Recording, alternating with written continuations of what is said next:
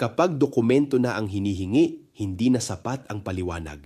Sa gitna ng impeachment proceedings laban kay Vice President Sara Duterte, iniutos ng House panel ang paglalabas ng mga sumusunod na dokumento.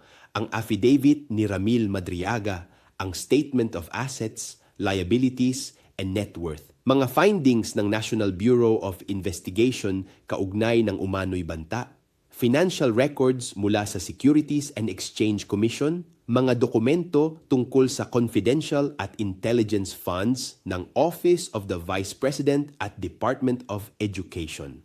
Pagkakakilanlan ng mga tumanggap ng nasabing pondo batay sa Philippine Statistics Authority at ang income tax returns.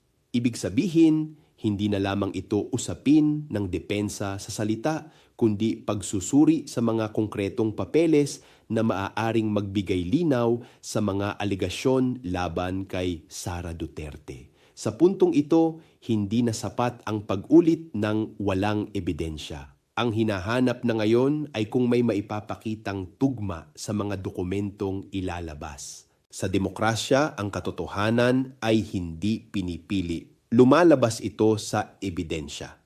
Ako si Bishop Tonyo, obispong migrante sa Europa at ito ang Damdaming Makabayan. Hanggang sa muli!